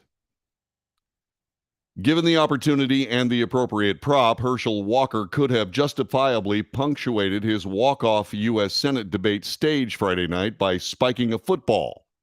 In other words, he hammered Raphael Warnock, the current senator from the state of Georgia. This according to an op-ed piece. It's just his opinion. But let's delve into it just a little bit. Yes, Georgia, your favorite football icon showed political acumen in his first debate showdown. He didn't ramble. He didn't get flustered. He didn't talk about bad air, trees, evolution, or a COVID-19 killing mist. He was charming. He was quick-witted. He came across as the far more genuine of the candidates. He out-Warnocked Senator Raphael Warnock. For a self-professed country boy who claims to be not that smart, which is endearing. I mean, can you imagine? This is, when I talk about electing your neighbor, this is the guy I'm talking about. Okay? Herschel Walker is the kind of candidate I'm talking about. I'm not real smart. There are guys in the Senate right now that aren't real smart that would never admit it. And I would say that it's the majority of them. Now, don't get me wrong. There are senators that are out there that are geniuses. Okay. But that's not the majority. It's not even close to the majority. Okay. Anyway, Herschel Walker delivered a remarkable performance. He didn't bother to visit the post-debate media spin room to clarify or expound on anything. The debate's close was a mic drop football spike worthy moment. His debate preppers consulting rates spiked too. Had they searched his pockets before they went on stage and confiscated his toy policeman's badge, the prop he foolishly attempted to flash midway through the event, they might have been due a bonus. Well, but they didn't. For all the political points Walker scored on last Friday, what remains uncertain is whether his debate performance will make a difference in the election. Early in-person voting started today in Georgia. Absentee ballots will be in mailboxes by midweek. Election day is November 8th. Can one good night, one good hour negate months of buffoonery? In a race devoid of undecided voters, did Walker convince anybody to reconsider? Did he give Trump diehards confidence he can win and that they, with few other Trump faves on the ballot, should take the time to go to the polls and vote for him? And Adam says, not likely. Well, I think he's about to realize some things that he's just not taking into account. Warnock does remain the favorite. He's an incumbent with all the advantages that come with it. He's posted legislative victories, not just touchdowns. Contrary to Walker's narrative, he's not President Joe Biden's lapdog. Yes, he is. But I wouldn't call him a lapdog. I just call him a Democrat senator. Democrat senators work for the benefit of their party, unlike Republican senators. Republican senators work for the benefit of the Democrat Party. That's the problem with American politics. And the fact that people like Herschel Walker never get elected. Well, because they're just not of the quality that we need in our party. Thanks, Mitch. Sit down and shut up. I can hardly wait until you retire. I'm going to, when there are three retirements, I'm going to go over here. There are 3 retirements I'm looking forward to that I will reward myself for living through with some excellent distilled spirits. Nancy Pelosi, when she quits, I am going to breathe a sigh of relief you'll be able to hear in Moscow, where she's probably going to take up residence. Kidding. When Chuck Schumer leaves, I'm going to be so happy. I'm going to be so happy. And yes, indeed. When these people that have just been a bane to the American existence retire, I'm going to be a very happy guy. Because let me tell you something, man. These people, they have really hurt us. Anyway, back to work. Warnock is going to get all the Democrat votes. He'll likely be able to leverage the debate into a voter turnout tool. Walker's awkward references to Black Lives Matter in relation to abortion, his advocacy for Trump 2024 run, make a good October campaign fodder. Nothing stokes Democrat emotions like the notion of a Trumpist in a position of political influence, as opposed to a Bidenist. Still, Warnock better recognize the threat ahead and make appropriate political actions, or take appropriate political actions. Like most Georgians, he must have assumed that Walker would make a fool out of himself on the debate stage, and that would serve as a de facto coronation election win. Even with Walker working to lower expectations, remember that I'm not that smart, quote, Warnock could not have seen his opponent debating like a pro. Warnock prefers to campaign with puppies and rainbows. He can't allow a Walker resurgence to dominate the last weeks of the election cycle.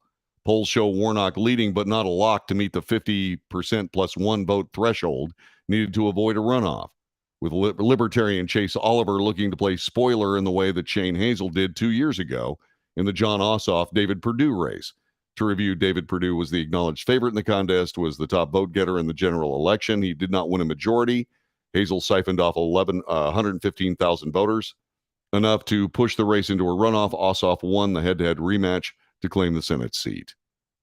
Warnock wants to avoid a runoff. He likely didn't lose votes in Friday's debate, but he wasn't looking for a football to spike afterwards either. In other words, he didn't do that great. Now, that's a pretty fair, straightforward thing. I liked it. He said Herschel Walker beat his expectations, debated like a pro, caught Warnock flat-footed, did himself a lot of good. What surprised me was this one. This was a review of Herschel Walker. And, okay, I think The View is a joke. I really do. The View is a joke. I dismiss it as being just the rambling of a bunch of liberal women who will say anything they have to in order to forward the agenda. They're just a part of the political machine and so on and so forth. And God bless them. They're welcome to their opinions. I don't have any problem with that. Okay. Alicia says, The View is stupid. Well, okay. But you get to be stupid. But listen to this. The View host Sunny Hostin admits Walker overperformed and Warnock underperformed in the Senate debate. The View host Sunny Hostin admitted that Republican Georgia Senate candidate Herschel Walker did better than she expected in the debate and likely gained votes. Quote, he did so much better than I thought he did. He did so much better than I thought he did. I thought he gained votes. And I'm not talking about Warnock. I'm talking about Walker. I mean, my father said maybe he doesn't have CTE. That's the disease that many pro football players deal with because of repeated concussions. This is one of the first things my father thought in listening to the way he was able to discuss the issues. Whoopi Goldberg pushed back and said it was a little stuttery for her, as Hoskin said she believed Warnock underperformed and overperformed, and Walker overperformed. Co-host Sarah Haynes said she believes there were higher expectations with Warnock and that he was up against a higher standard. Okay. I think coming in the coverage of Herschel Walker has been revealing. How many times has he lied about things that can immediately be proven wrong and false, and he just keeps going. Sort of like President Biden. So I think my guess would be that when you came in, you had pretty low standards. Hostin said that she did, but it looked like Walker had been prepped well and that tying Warnock to President Biden's low approval was smart. So in other words, the liberals that are reviewing Herschel Walker's performance said he did really well. Mitch McConnell, the Republican, said he's just not of the quality of senators that we want. McConnell, you don't have the luxury of worrying about quality, and besides, it's none of your business. None of your business. The quality of the candidate depends on the voters. Period. So why don't you shut up and do your job and actually support Republicans running for the Senate? Unless, of course, you're just a Democrat in Republican clothing, trying to make sure the Democrats keep control so you don't have to be held responsible for the garbage that comes out of the Senate. The greatest deliberative body in the history of human beings. What a joke. This is the Wells Report. Back with more in just a moment.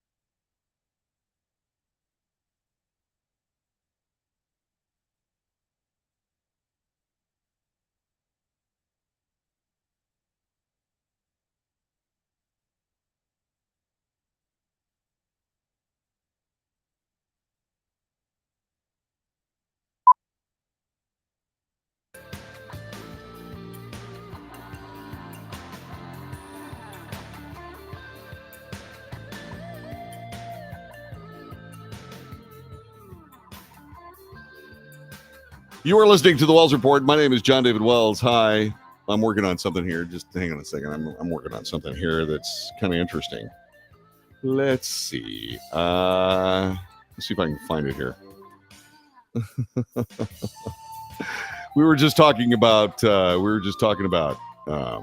quality candidates, and I got this, and I can't bring it up on a computer, so I'm gonna have to sort of do this kind of.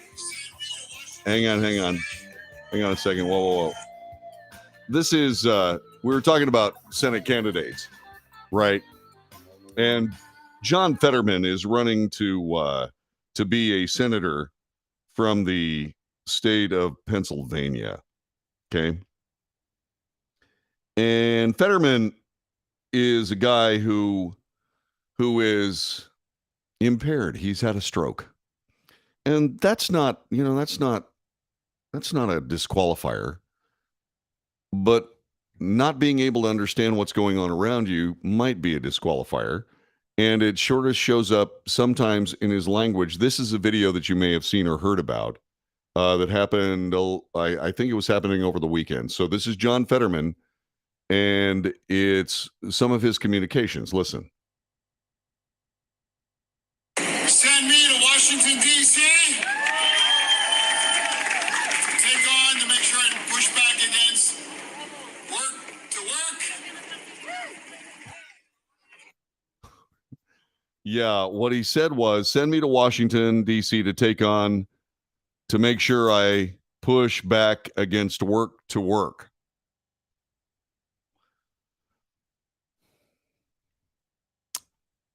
I don't know. I just think you probably ought to be able to understand what's going on and ought to be able to speak properly if you're going to be in the U.S. Senate. That's not to say that he might not be able to speak properly in the U.S. Senate at some point in the future, but that's not right now. And so, once again, I'm just looking at this going, the Democrat Party will support, along with the mainstream media, a candidate who said, send me to Washington so that I can push to work. And Mitch McConnell won't support someone who could give him the Senate majority. That's the difference in the parties. That's why the Republican Party isn't fit to lead a great nation. Yeah. Yep. So much for John David partisanship, huh? I want the people of the United States to have a government that works on their behalf, not uses them as a political tool. I want people to actually look at the facts and balance them out. My God, Herschel Walker told everybody he was a cop when he was just an honorary something or other. He was a mascot, for crying out loud. And Joe Biden got 3 degrees and was a tenured professor at the University of Philadelphia? Excuse me? I'm sorry. What did I miss? I missed something there? Well, that's that whataboutism. No, there's a different name for whataboutism. You know what it is? It's called hypocrisy. Whataboutism is rhetoric. Hypocrisy is dangerous. Don't you think? This is the Wells Report. I seem to be discussing the commentary of liberals today, and I'm going to continue to do so. Perhaps the liberal that made the most number of outrageous statements has made one that actually is probably true. Yeah, don't forget Pocahontas. By the way, I never understood why they called Elizabeth Warren Pocahontas. I liked Faux-Kahontas. Doesn't that make more sense? Yeah, I'm just asking. You're listening to the Wells Report. We'll be back with more coming up in just a couple of moments. Thanks for being with us today.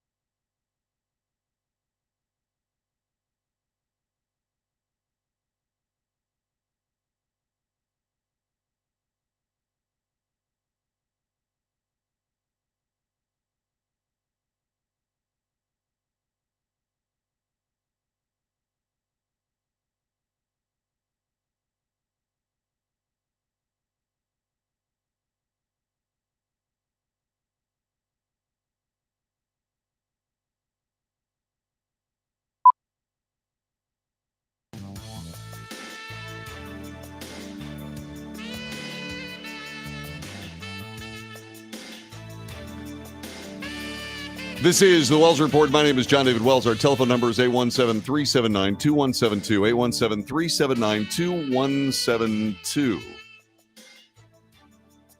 I, like many Americans, when Joe Biden came to office, we were treated to Jen Psaki, who was the spokesperson for the State Department for a very long time during the Obama years. And I got to be honest with you, Jen Psaki is someone who can take her logic and her thought process, which is formidable, by the way, and use it to craft barely credible statements, but has the personal style to be able to pull it off very, very well. And that, by the way, is a hallmark of a great press secretary, a great spin artist. And she's very, very good at it. It was maddening because she knew better than what she was saying. And by the way, we have proof she knew better what she was saying because of the things she's saying now, that she's no longer a press secretary. She is now an MSNBC news commentator, or at least a political commentator. So what I found very, very interesting was on Meet the Press, not last weekend, but weekend before last, when she said this. Yeah,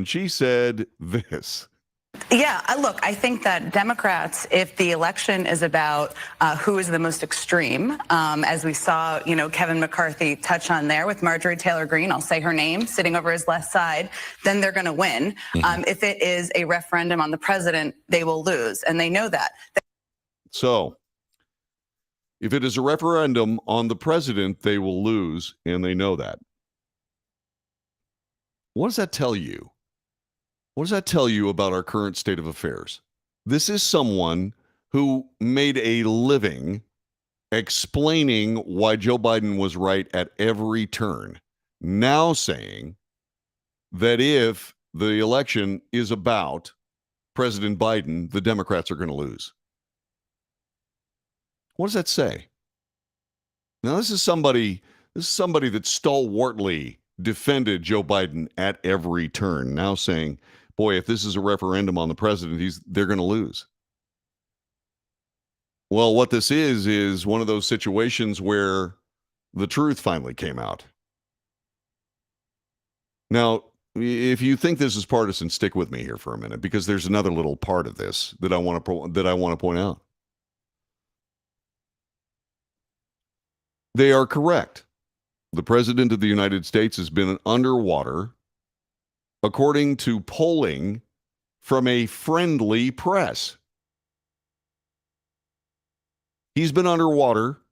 The people of the United States, they can't escape it. The people of the United States disapprove of where the country's headed, disapprove of Joe Biden, disapprove of many of the things that the Biden administration has accomplished, or supposedly accomplished. Now the thing about this is that if Joe Biden is so good, then why is Jen Psaki saying, my goodness gracious, if this election is about a referendum on Joe Biden, they're going to lose, and they know it, then where are we exactly in this? I mean, this is awful. This is awful. And now, about that other thing, that partisan thing, if the Democrat Party knows that if this election is a referendum on Joe Biden, the Democrats will lose, how come the Republicans aren't making it a referendum on Joe Biden? They're talking about inflation. Yeah, they're talking about all kinds of things, but why aren't they talking about Joe Biden? Well, because I'm pretty sure that they don't really want to win. The lead Democrat spin doctor, is telling you how to win this election, and the Republican Party isn't doing it. They're too busy defending themselves over stuff that nobody bothers to explain, including the Republican Party. Okay, John David, Mr. Republican Party, how are you going to do? If you were first of all, I wouldn't be a part of this Republican Party. That's why I'm not. The other thing about it is if I was, I would say this. First of all, everything you've heard about the Dobbs decision is wrong. Everything you've heard about the Dobbs decision is wrong. Here's what the Dobbs decision did.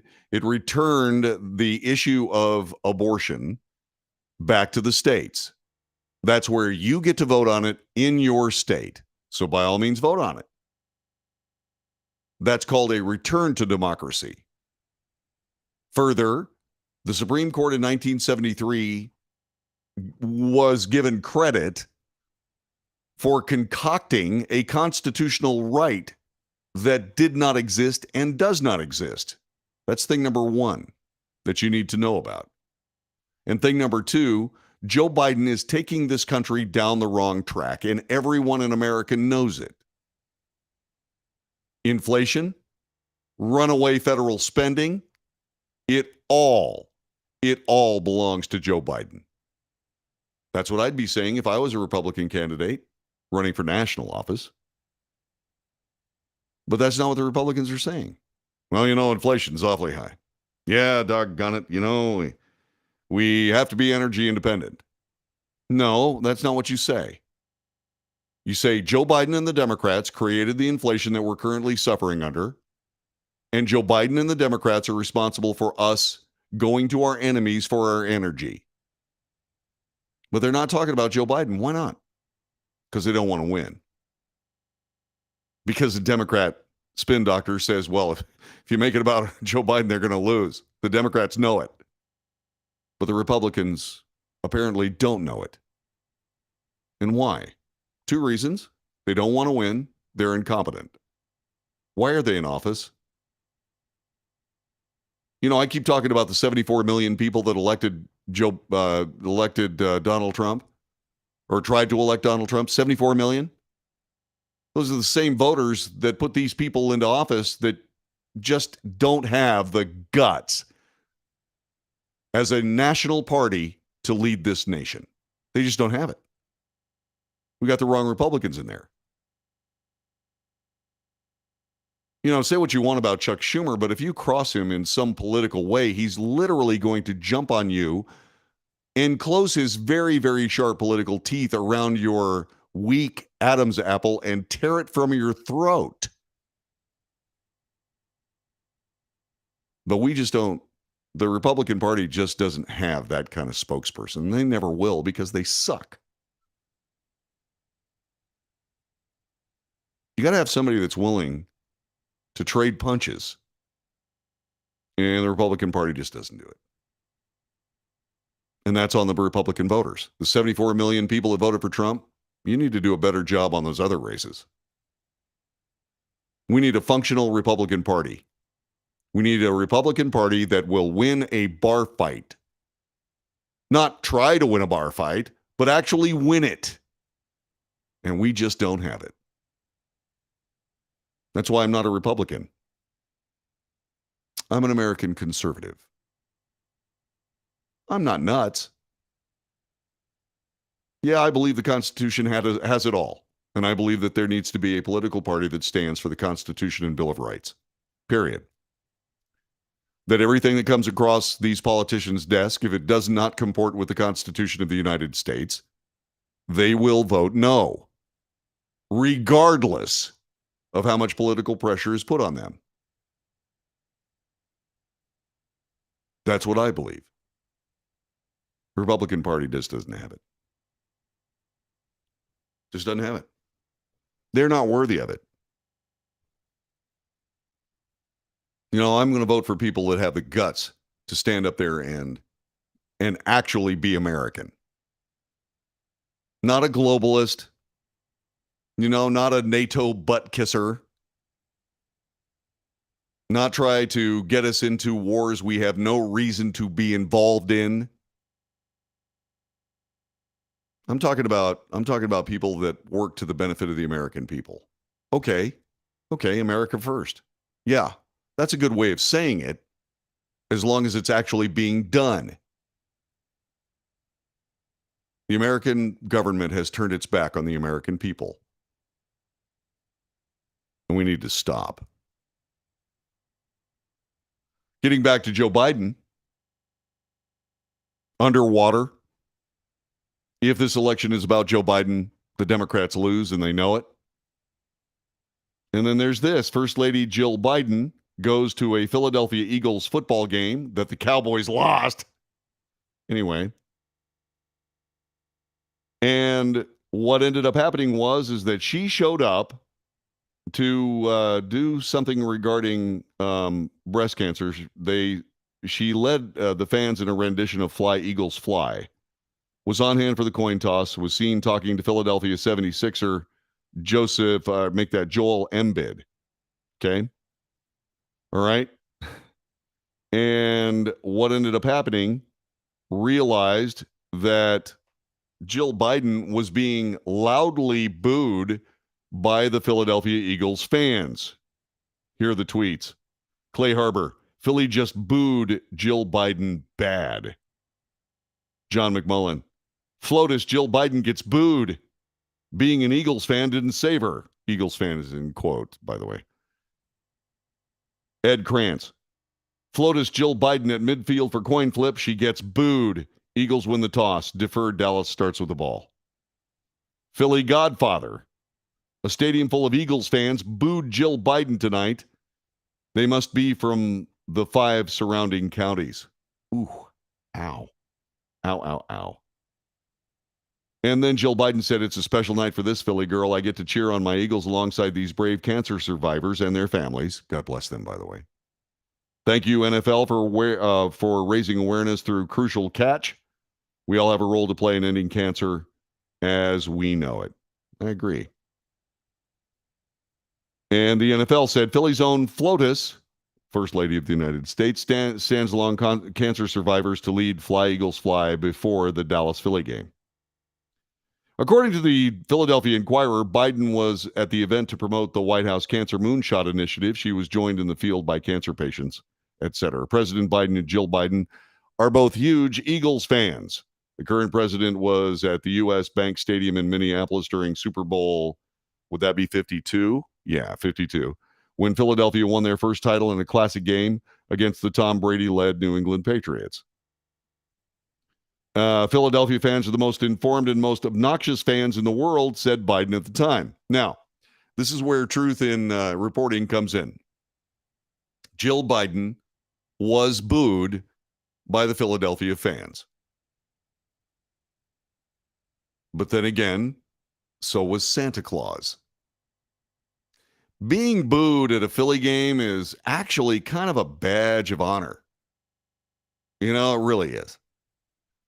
And so I'm bringing that up not because I'm jeering at Jill Biden. Okay, I'm not. I have a soft spot in my heart for first ladies, and Jill Biden, she's in that group. Okay, I don't like her politics, and I'm really disappointed in the fact that she's allowing her husband to be abused like this, but that's the way that works. But I wanted to make sure that you understood it's not the fact that she was booed. It's the fact that of all the things that you would do, and if she is a Phillies fan, she would know that she was going to get booed. Why would you have that? Why would you have that optic right before the midterm election? In an election where if it's a referendum on Joe Biden, the Democrats lose. Mistake. It's a mistake. You got to be smarter. You got to be smarter than all that. You just have to be better. You just do. And they're not. And once again, media gives them a pass. And all this stuff about, all this ad hominem stuff against, Donald Trump and MAGA Republicans and all that kind of stuff. It's just the scorched earth I warned of before the 2016 election, by the way. And that we see now in double digits headed up to 2022.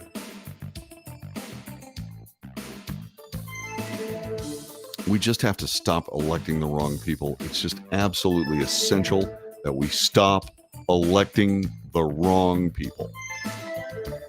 I hope the American public realizes that and gets it right this time. You know, the political parties are failing us. Like I said, Democrat Party operates in the spite of Americans. The Republican Party just ignores Americans.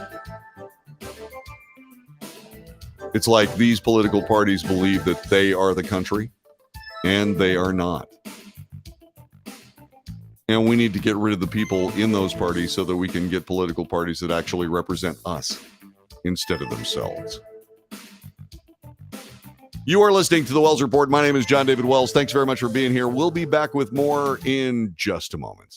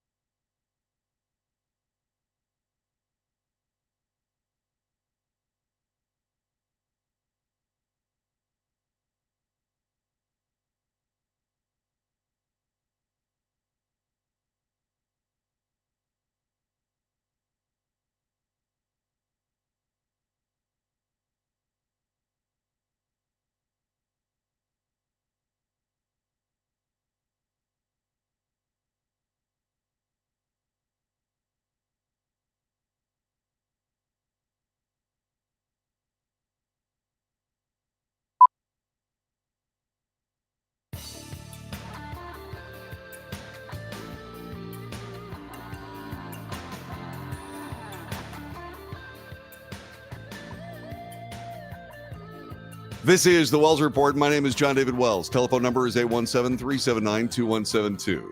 817-379-2172. If you're new to the broadcast, first of all, welcome. I'm glad you're here. And if you find any value in this broadcast, please share it with your friends. That would be awesome. Appreciate that. If you want to put your money where my mouth is, go to patreon.com/The Wells Report. And you can get the Wells Report for $1 a month. What a deal. So please do it. By the way, also subscribe on the platform that you're watching this on. Subscribe and then give us a thumbs up. Give us a like. We would appreciate it very, very much. So if you're new to the broadcast, like I said, welcome. But there are a few things you need to know about me. And one of them is I don't do horror. Okay? I have read one Stephen King novel.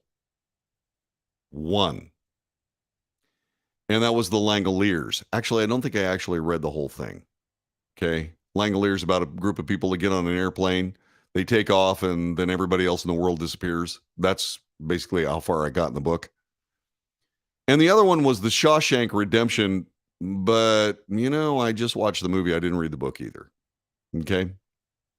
I try to stay away from Stephen King because I don't want his thoughts in here. Okay. Because he kind of horrifies me. I don't watch horror films. I just don't find any real entertainment in them.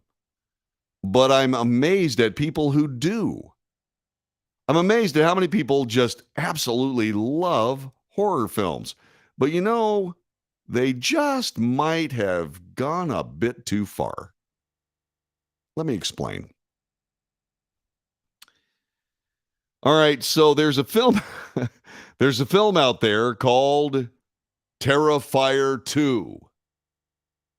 It is a sequel of the movie Terrifier.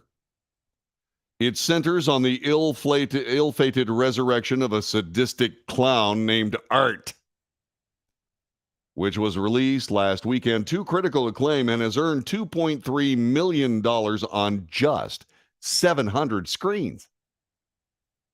Screens, not screams.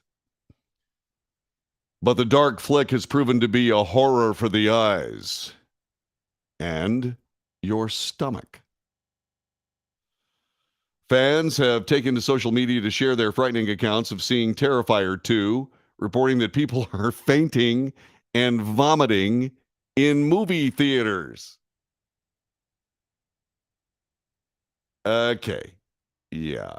In Terrifier 2, Art, the clown, returns to Miles County after being resurrected by a sinister entity and sets his sights on a teenage girl and her younger brother. Thornton and Cannell reprise their roles in the film, are joined by co-stars Lauren Lavera, Griffin Santopietro, and Felissa Rose. Okay? And it's apparently beyond gruesome. My friend passed out in the theater, and the theater called an ambulance. The guy behind me passed out cold and crashed into my chair.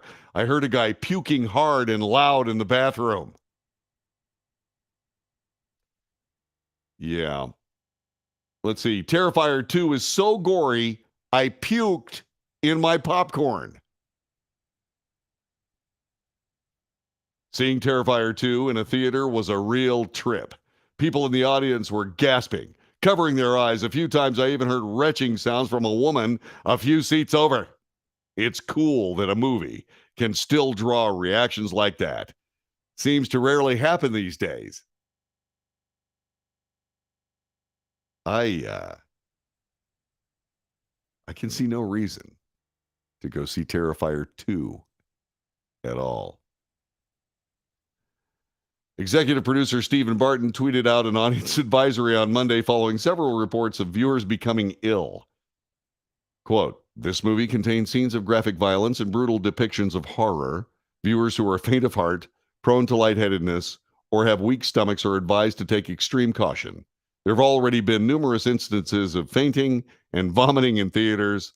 For those choosing to continue, you have been warned."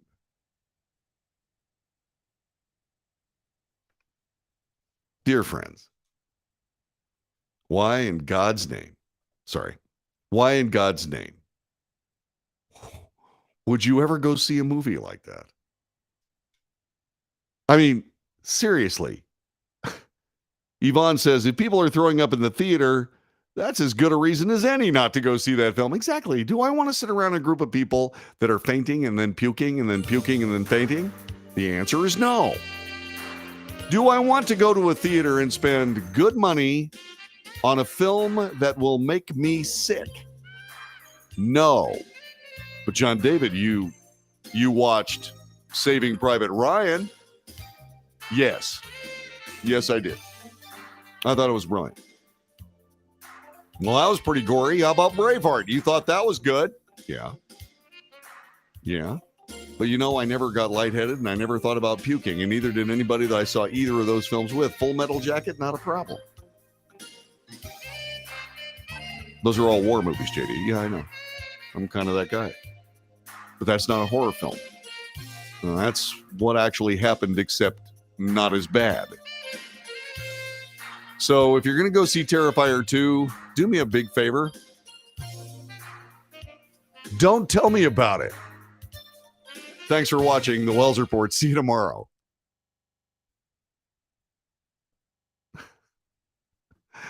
Ew. Golly. Why in God's name would anyone want to go through that? Yow. Is this all a publicity stunt? God, I hope so. Phew. Phew. Golly. Ikebana. And that's not paper folding. I'm talking about real icky. All right, that's all I got today. I hope that was okay. I hope you liked the show. I hope other people like the show. I really hope so. Bad. See what else. Good night, everyone. Have a wonderful evening. Catch you tomorrow. Okay. Take good care, y'all. And until tomorrow, be safe. Make good decisions.